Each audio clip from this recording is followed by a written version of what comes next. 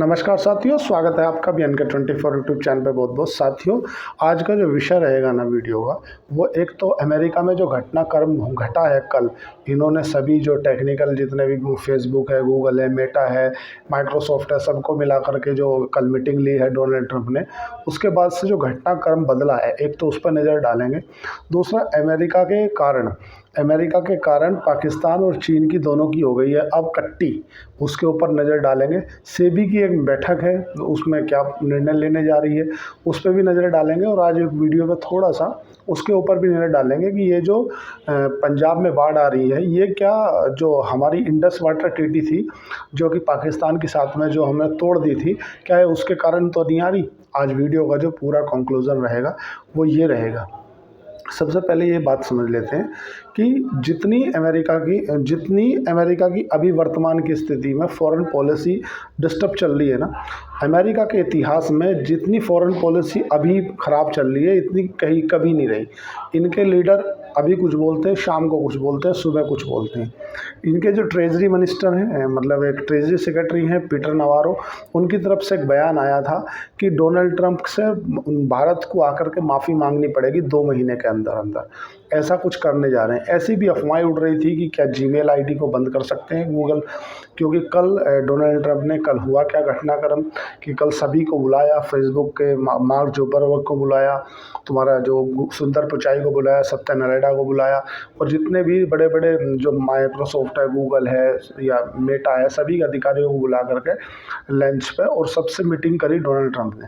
और सभी लोगों की एक जो मंशा थी डोनाल्ड ट्रंप को खुश करने की, मतलब कौन कितनी ज़्यादा बड़ाई कर सकता है। और बड़ाई करने के लिए एप्पल के सीईओ से टिम कुक से पूछा कि आप कितने पैसे इन्वेस्ट करने जा रहे हो अमेरिका में। बोले मैं $600 बिलियन करने जा रहा हूँ। सुंदर पिचाई से पूछा। अल्टीमेटली कल का जो उद्देश्य था उसका, भारत को केवल एक आईना दिखाना था कि मेरे हाथ में आपका डिजिटली पूरा सिस्टम है, मैं जब चाहूँ तो शो कर सकता हूँ।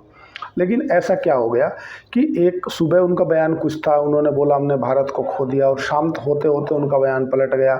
उन्होंने बोल दिया आई एम वेरी। एक्चुअल में क्या था कि भारत में जो आम लोग हैं, जिन लोगों का राजनीति से कोई लेना देना नहीं, वो भी अब इस चीज़ को समझ गए और उन्होंने boycott McDonald's, boycott Domino's, boycott Coca Cola, boycott, इस तरह से ट्विटर पे भी ट्रेंड कर रहा था, और जो लोगों के स्टेटस वगैरह डीपी वगैरह पे भी बहुत बड़े स्केल पर ट्रेंड कर रहा था। जो पीटर नवारो हैं, उन्होंने भारत को ये कहा था कि भारत को 2 महीने के अंदर अमेरिका से आकर के माफ़ी मांगनी पड़ेगी और डोनाल्ड ट्रंप से बोलना पड़ेगा कि प्लीज़ डील। लेकिन ऐसा हो ना सका। डोनाल्ड ट्रंप को मजबूरन आना बना कि भैया हमसे कोई बात नहीं, गलती हो गई। कारण उसका विस्तार से बताऊंगा मैं पूरा का पूरा।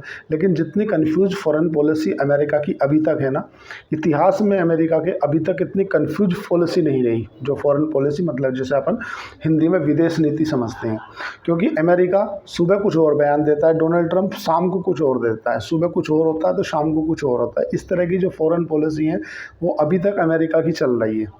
और ये जो अमेरिका झुका है ना, अमेरिका ने जो ये बोला है ना कि हमसे गलती होगी, हम तो एक दूसरे के फ्रेंड हैं, जो अभी मोदी जी कर रहे हैं वो गलत है, पर लेकिन फिर भी हम फ्रेंड हैं।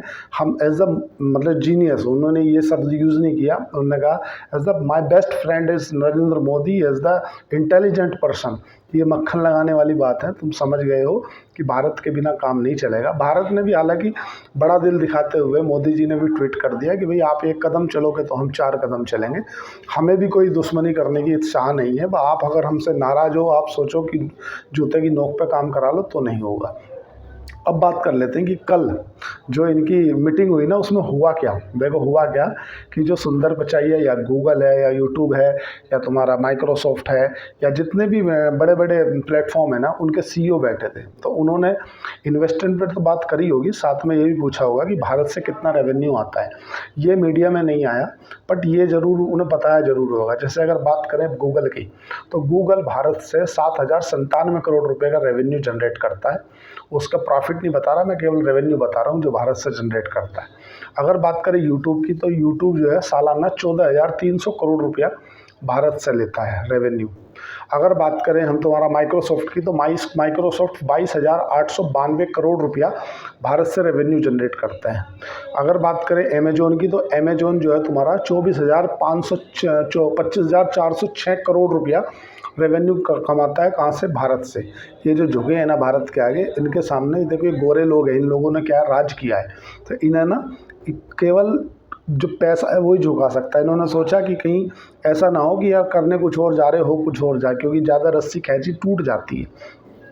माइक्रोसॉफ्ट कितने कमाता है? 25,406 करोड़ रुपए का रेवेन्यू माइक्रोसॉफ्ट जनरेट करता है। अगर बात करें फेसबुक की, तो साथियों फेसबुक जो है आज की डेट में 730 करोड़ रुपए का रेवेन्यू भारत से जनरेट करता है।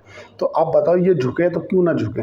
व्हाट्सअप की बात करें तो व्हाट्सअप का ऐसा अभी क्लियर डाटा नहीं है, लगभग 4200 करोड़ 4200 करोड़ रुपये भारत से व्हाट्सअप लेता है रेवेन्यू के रूप में। और अगर बात करें इंस्टाग्राम की, तो लगभग 18,700 करोड़ रुपए के आसपास में इंस्टाग्राम भारत से रेवेन्यू जनरेट करता है। तो इन कंपनियों का जो टोटल रेवेन्यू बनता है जो भारत से कमाती है ना, वो है 1,15,325 करोड़ रुपया। इतना ये भारत से सर्विस सेक्टर से कमाती है। मतलब भाई फेसबुक हम चला रहे हैं, मतलब चूँकि आप इस सब चीज़ों को टेक्निकली नहीं समझोगे, लेकिन मैं किसी फर्म को भी ऑन करता हूँ, लेकिन मैं अगर ऐड देना चाहूँ गूगल पे या फेसबुक पे ऐड देना चाहूँ या यूट्यूब पे ऐड देना चाहूँ, तो उसके लिए यूट्यूब मेरे से पैसा लेता है। अगर मैं फेसबुक पे देना चाहूँ तो फेसबुक मेरे से ऐड के पैसे लेता है। वो देता ज़रूर है मैं, लेकिन वो बहुत कम अमाउंट देता है, जो लोगों को देता है ना कि यार इतना दे दिया उतना दे, कमाता बहुत ज़्यादा है। अल्टीमेटली इसका कॉम्पिटिटर कौन है? इसे डर किस बात का था कि यार हो गया तो हो गया, कोई बात नहीं, ऐसा थोड़ी हो जाएगा, ऐसा नहीं होगा। कारण है ना, देखो आजकल भारत के संबंध चाइना से बढ़ते जा रहे हैं और रूस से भी बढ़ते जा रहे हैं। रूस का अपना सर्च इंजन है, चाइना का अपना सर्च इंजन है। भारत की ये दुर्भाग्य रहा है कि भारत के पास में अभी तक भी कोई सर्च इंजन नहीं है। ये भारत का दुर्भाग्य रहा है। मैं किसी भी सरकार का विरोधी या सरकार का पक्षधर नहीं हूँ, लेकिन भारत सरकार का आज तक का ये दुर्भाग्य रहा है कि भारत के पास में कोई भी सर्च इंजन नहीं है। क्यों नहीं है, क्यों नहीं बना पाई, सरकार की क्या नीतियाँ रही, कहाँ दिक्कत आई है, वो तो एक अलग विषय है। गूगल के पास में 6 सर्च इंजन है। अगर बात करें बिंदु की, उसके पास में 6 है। बिंदु है जो पूरी चीन में 50% है मार्केट शेयर के साथ बैठा है। एक है सोगो, सोगो 15% मार्केट शेयर के साथ में है। एक है बिज, बिज जो है वो 24% मार्केट शेयर के साथ में बैठा है। फिर एक तुम्हारा सिनेमा, वो तुम्हारा 5% मार्केट शेयर के साथ में बैठा है। फिर है 360 सर्च, ये 6% मार्केट शेयर के साथ में बैठा है। कहाँ पे? चाइना में। अब बात बताओ, अगर चाइना में 6 सर्च इंजन है, तो आपने ये चीज़ देखी होगी कहीं भी किसी भी सेक्टर में जहाँ पे कंपटीशन ज़्यादा हो, वहाँ पे जो पॉसिबिलिटी है ना बेटर करने की, वो ज़्यादा हो जाती है। क्यों? क्योंकि आपको एक से एक बड़ा स्विच करने की अपॉर्चुनिटी मिल जाती है कि यार हम यहाँ से यहाँ स्विच कर सकते हैं। आज तक भारत के 70 साल, हमारे 60 साल जितने भी, मैं किसी सरकार का आलोचना नहीं कर रहा कि कांग्रेस की सरकार रही या बीजेपी की सरकार रही, लेकिन किसी भी सरकार ने हमें अधीन क्यों बनाया? हमें आज तक किसी चीज़ पे पीएलआई लाके या किसी भी स्कीम के जरिए भारत के इतने IIT Bombay, IIT Madras, IIT Kanpur, IIT Kharagpur, इतने युवा छात्र रहे हैं, उन्हें कभी भी एक सर्च इंजन अपना बनाने क्यों नहीं दिया? अब जो अमेरिका झुका है, अमेरिका की जो नाक टूटी है वो इस चीज़ से टूटी है कि आज अमेरिका जो अकेला पड़ता नज़र आ रहा है चाइना और रूस के आगे, और रूस के साथ में झुकाव होता जा रहा है चाइना के साथ भारत का।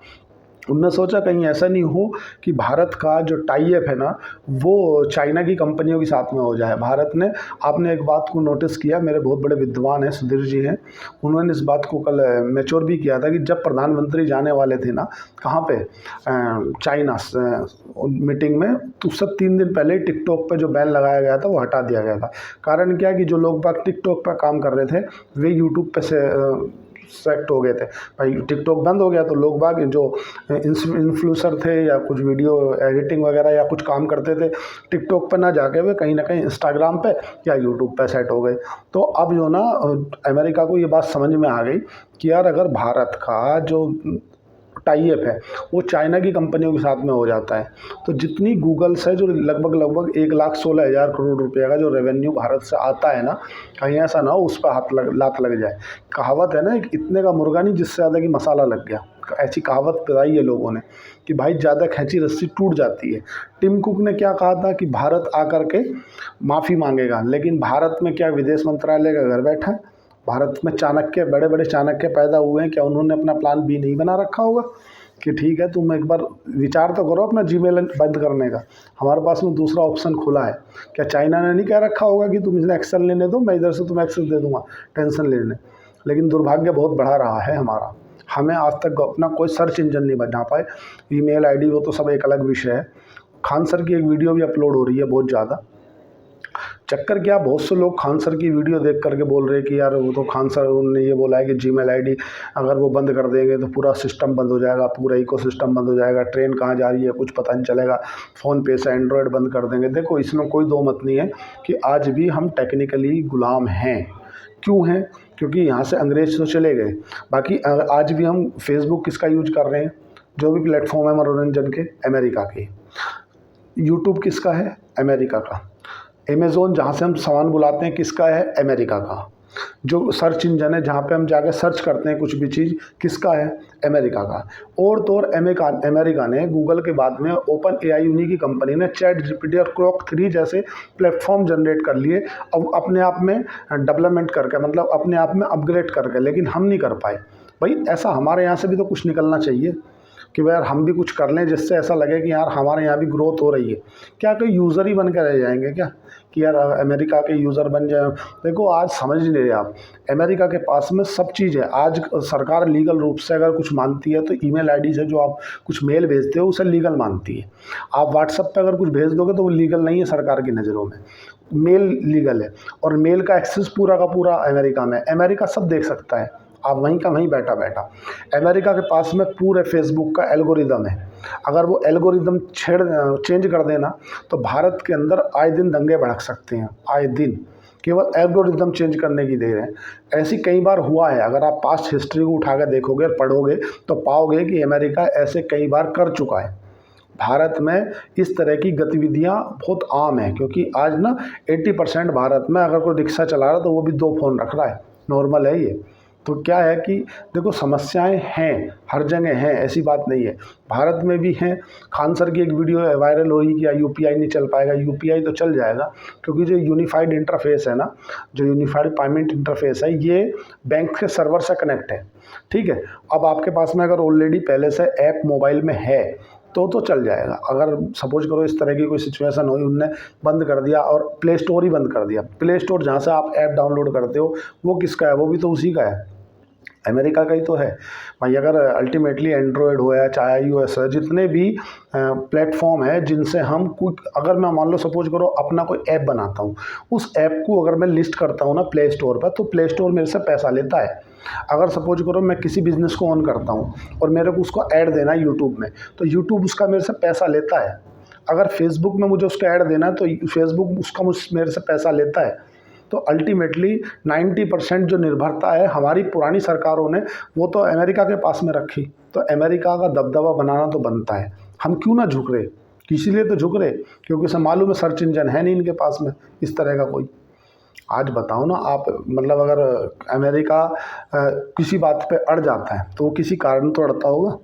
अगर मान लो तुम्हारे पास में कुछ है नहीं तो तुम किससे वैसे भिड़ जाओगे? तुम्हारे पास लाख 1.5 लाख 10 20 50 हज़ार रुपये खाते में पड़े होंगे, तभी तो दूसरे से भिड़ोगे तुम।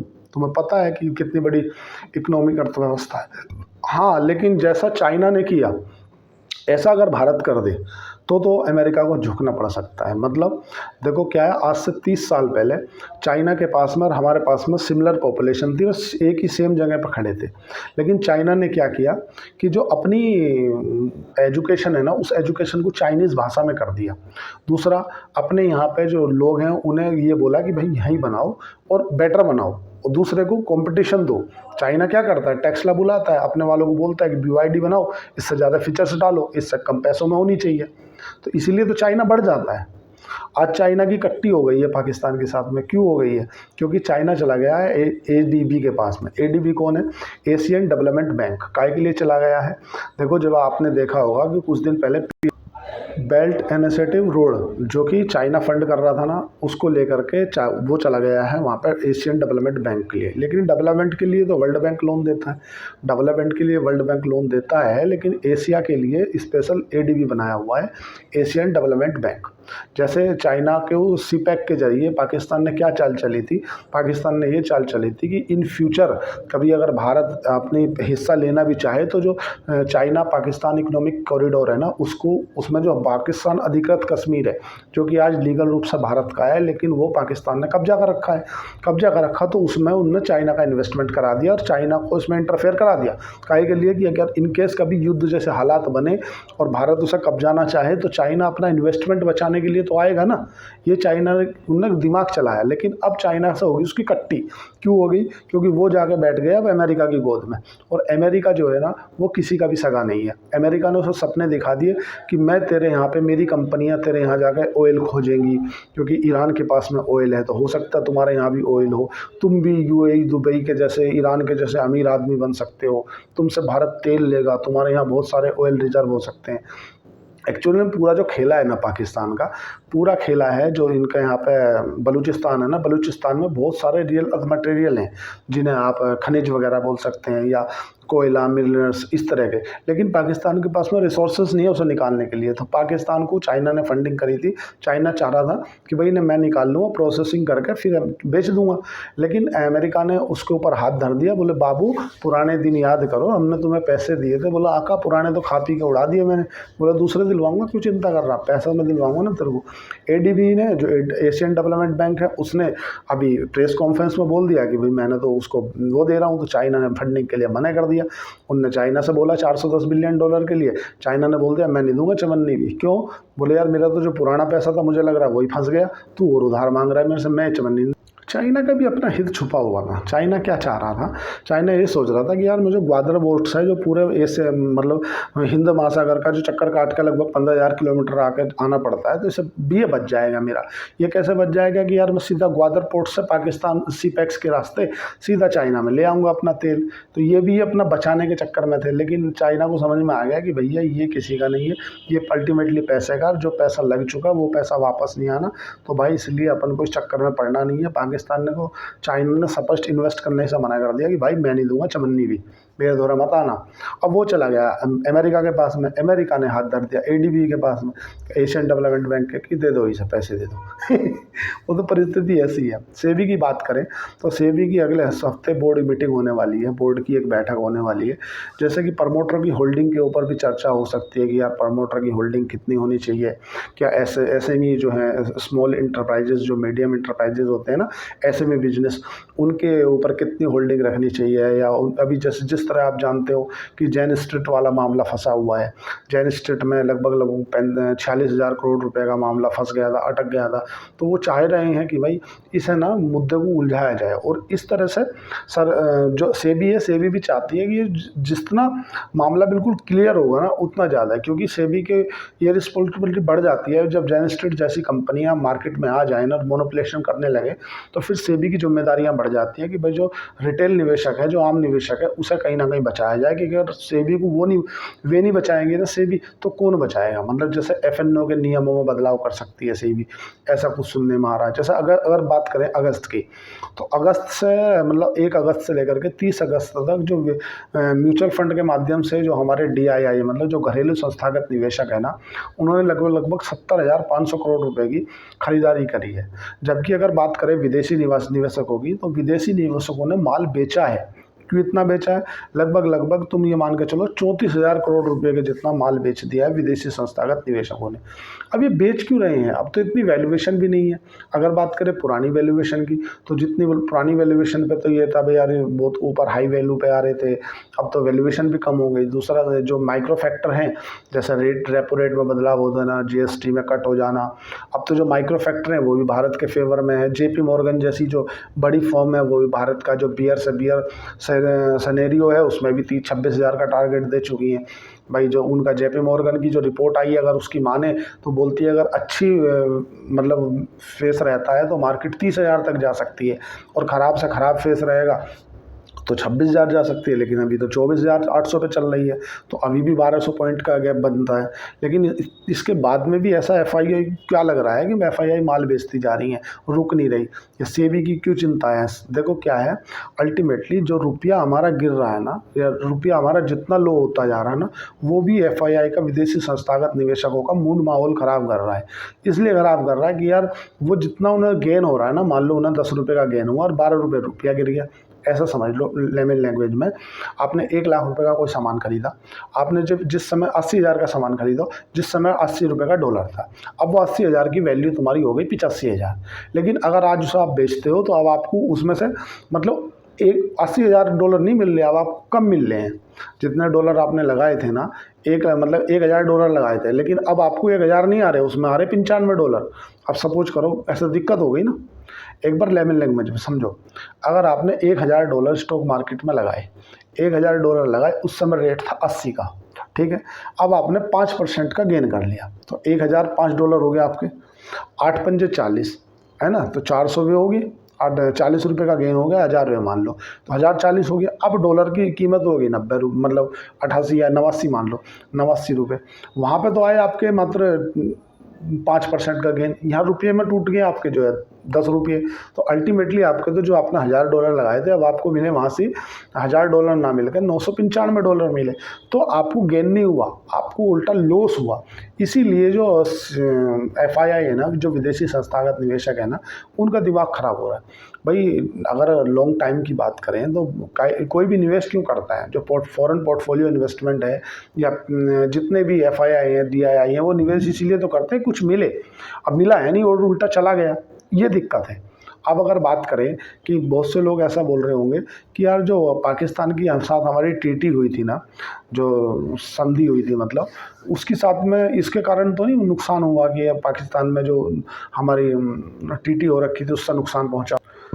पंजाब में जो पानी का बाढ़ आ रही है ना, बहुत से लोगों का ऐसा मानना है कि जो पाकिस्तान के साथ में इंडस वाटर ट्रीटी थी, क्या है उसके कारण तो नहीं आ रही, भारत ने वाटर ट्रीटी तोड़ दी थी। बहुत से लोग नहीं, ऐसा कुछ नहीं है। मैं आपको बिल्कुल विस्तार से बताता हूँ। एक्चुअल में 37 साल बाद ही ऐसी बाढ़ आई है। इससे पहले 1988 में इस तरह के हालात बने थे। मुख्यमंत्री भगवत मान शिवराज सिंह चौहान दौरा कर चुके हैं। भगवत मान अभी बता रहे हैं उनका भी हर परिस्थिति से लड़ने के लिए जो हो सकता है वो कर रहे हैं। पंजाब के जो लोग हैं, गलत है या सही है वो अलग विषय है, जो अपने स्तर से जो लड़ सकते हैं वो बेचारे हर मदद की परेशानी में लगे हुए हैं। लेकिन उनके साथ में प्रकृति की जो मार पड़ी है वो बहुत ज़्यादा गहरी पड़ गई है। वास्तविकता में उनके साथ में मेरी भावनाएं हैं। लेकिन अब चलते हैं कि ऐसा तो नहीं है, इंडस वाटर ट्रीटी के साथ में तो नहीं हुआ, नहीं ऐसा नहीं है। एक्चुअल में क्या है, हिमाचल में ना जो तुम्हारा रावी है या सतलुज है या ब्यास है, इन तीनों नदियों के ऊपर डैम बने हुए हैं। जैसे आप अगर बात करें, रावी के ऊपर माधोपुर डैम बना हुआ है, जो कि हिमाचल में माधोपुर पंजाब में पड़ता है। जो उसके बाद में तुम्हारा पड़ा हुआ है नेक्स्ट व्यास नदी के ऊपर जो है तुम्हारा पौंग डैम बना हुआ है, जो कि हिमाचल प्रदेश में बना है।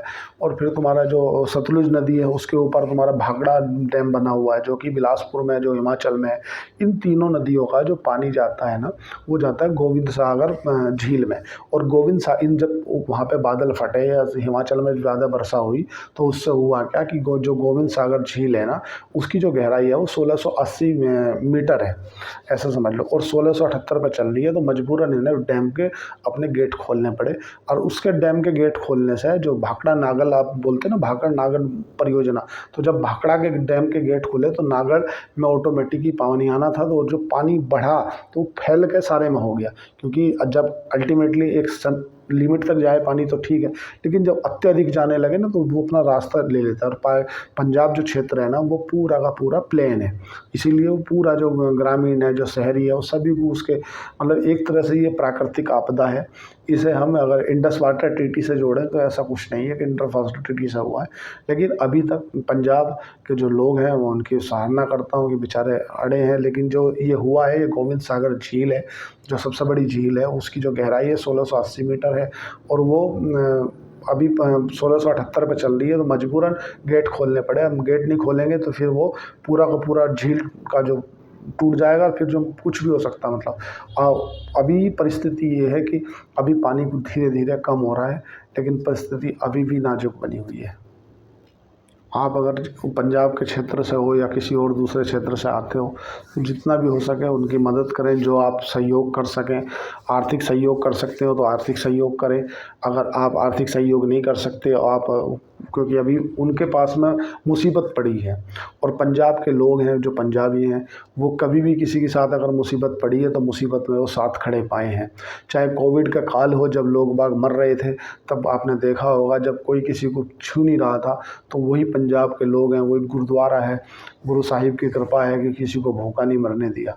कैसी हालात रहे, तो आज पंजाब के ऊपर विपदा पड़ी है।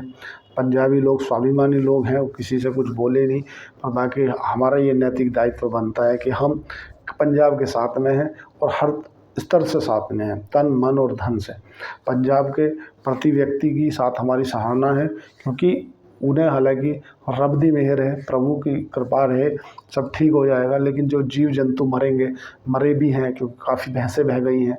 और जो भारत और पाकिस्तान का जो बॉर्डर है, वो इस स्थिति से जूझ रहा है कि वहाँ पे बीएसएफ जो रहती थी उनकी भी ख़त्म, हमारी भी ख़त्म, पीछे हट गई है। मतलब परिस्थिति काफ़ी कम नाजुक बनी हुई है, और समय लगेगा अभी सुधरने में, एकदम से कुछ भी नहीं सुधरने वाला। लेकिन हम लोग क्या कर सकते हैं? हम लोग उनके लिए जो अपने से हो सकता है सहयोग कर सकते हैं। आप जैसे जिस भी क्षेत्र से आते हो, वहाँ जहाँ पर भी शिविर बने हुए हो, या आपके यहाँ से कोई टीम वगैरह कोई मदद के लिए जा रही हो, उसे अपना जो भी योगदान बनता हो वो योगदान दे दें। क्योंकि अभी वर्तमान में जितनी भी नुकसान पहुँच रहा है, वहाँ पे देखो कि जो फसलें मरी हैं, वो तो उनका नुकसान है ही। दूसरा, जो जीव जंतु जानवर मर गए, लोगों की ऐसी भी थी जो करोड़ों करोड़ रुपए की कोठियाँ थी, वो कोठियाँ की कोठियाँ बह गई। मतलब इतनी बुरी स्थिति आ गई है। जो कुछ ही ज़िले हैं, मतलब जो गुरदासपुर, जो इन तीनों नदियों के बीच का क्षेत्र है, उसकी बात कर रहा हूँ मैं। तुम्हारा ब्यास, सतलुज और रावी, इन तीनों नदियों के जो बीच का क्षेत्र है, यहाँ पे जो पानी के कारण जो तबाही मची है ना, वो मतलब शब्दों से बयां नहीं की जा सकती। वहाँ के जो लोग हैं, प्रभु उन्हें बस अपने हिम्मत प्रदान करें। हम तो उनके साथ हैं, किसी जिस दुख सुख में हम जैसे भी हैं, अपनी जो सहयोग राशि बनती है वो उनके साथ है। लेकिन उनको वास्तविकता में अभी धन की आवश्यकता नहीं है, उन्हें अभी वर्तमान में मनोबल की आवश्यकता है। बेचारों को नुकसान जो रब का है वो देख लेंगे प्रभु, सब ठीक है। बाकी जो जिनके साथ ऐसा हुआ है, बहुत से लोग हैं, छोटे छोटे बच्चे हैं, भैंसें हैं, जानवर हैं, जिनकी फसलें बर्बाद हो गई। क्या पंजाब किसके साथ नहीं रहा? हर बुरे समय में पंजाब ने साथ दिया, हर राज्य का साथ दिया, ऐसा नहीं किसी का। तो मैं आज के लिए इतना ही विराम देना चाहूँगा। बाकी आप सभी लोगों से ये अरदास है कि भाई जो भी हो वो करें। आज के लिए इतना ही। चैनल को लाइक करें, सब्सक्राइब करें, कमेंट करें। धन्यवाद, थैंक यू।